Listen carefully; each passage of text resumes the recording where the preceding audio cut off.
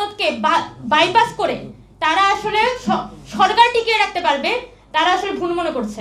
আমলারা কোনোভাবেই চায় না যে এখানে জুলাই সনদ কোনোভাবে বাস্তবায়ন হোক, এবং জুলাই সনদ বাস্তবায়ন না হওয়ার জন্য যত ধরনের পন্থা রাষ্ট্রের প্রতিটি ইনস্টিটিউট এবং পুরনো ব্যবস্থার সৈনিক তারা নিতে চায়, সবকিছুই কিন্তু তারা বিএনপির মধ্য দিয়ে বাস্তবায়ন করতে চাচ্ছে। এবং এই পুরনো ব্যবস্থা নানানভাবে কিন্তু তারা বিএনপির উপর যেতে বসেছে। এটা হচ্ছে একটা সহজ স্বীকারোক্তি। সেই ক্ষেত্রে আমার যেহেতু বিএনপি বর্তমানে ক্ষমতায় আছে, 209টা সিট নিয়ে তারা সরাসরি বিএনপি থেকে এসেছে, তাদের বিদ্রোহী প্রার্থীরা অনেকে নির্বাচন করেছেন, অনেক জায়গায় হয়তো বিদ্রোহী প্রার্থী না থাকলে ওরা আরো 15-20টা সিট বেশি পেতে পারত। তাই বিএনপির মধ্যে একটা কনফিডেন্স কাজ করতে পারে যে না, সে হয়তো আরো অনেক বছর ক্ষমতায় থাকতে চায়।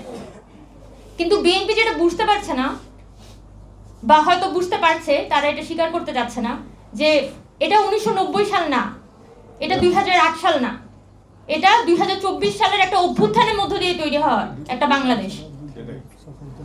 তারা যদি মনে করে থাকে, বা আমাদের যারা মন্ত্রী এমপিরা আছেন, বা আমাদের যিনি প্রধানমন্ত্রী আছেন, তার কানের কাছে যদি কেউ এই বুদ্ধি পরামর্শ দিয়ে থাকে যে জুলাই সনদকে বাইপাস করে তারা আসলে সরকার টিকিয়ে রাখতে পারবে, তারা আসলে ভুল মনে করছে।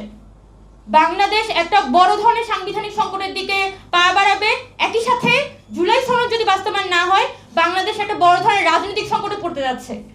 এবং আমি মনে করি যে বিএনপিকে মানুষ এই কারণেই ভোট দিয়েছে, কারণ মানুষ মনে করে যে বর্তমান যে সংকটের মধ্যে আমরা আছি এটা থেকে উত্তরণ করা শুধুমাত্র বিএনপির পক্ষেই সম্ভব। কিন্তু বিএনপি যদি তার এই লোডটা বুঝতে না পারে, তার এই ক্যালিবারটা সে বুঝতে না পারে, তাহলে বাংলাদেশকে কিন্তু সে বড় ধরনের রাজনৈতিক ঝুঁকিতে ফেলবে। গত 10-15 দিনে সরকার গঠন হওয়ার পর থেকে আমরা দেখতে পাচ্ছি যে বিএনপি সংস্কার চায় না, গণতন্ত্রপন্থী দলগুলো সংস্কার চায় না, এবং সংস্কার চাইলে, এবং সংস্কার কারা চায়, যারা দেশটাকে নানানভাবে আনস্টেবল করতে চায়। এই ফর্মে একটা ন্যারেটিভ আসলে দেশের মধ্যে ছড়ানো হয়েছে।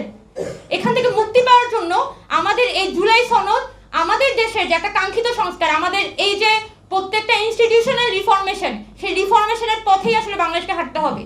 এবং আমাদের বিদ্যমান যে রাজনৈতিক দলগুলো যারা ক্ষমতায় আছে বা যারা বিরোধী পক্ষে আছে, তারা যত দ্রুত বুঝতে পারবে যে বাংলাদেশের বর্তমান সংকট উত্তরণের একটাই উপায় সংস্কার এবং জুলাই সনদের বাস্তবায়ন, যত দ্রুত বুঝতে পারবে আমরা তত বেশি আসলে একটা সাস্টেইনেবল ইকোনমি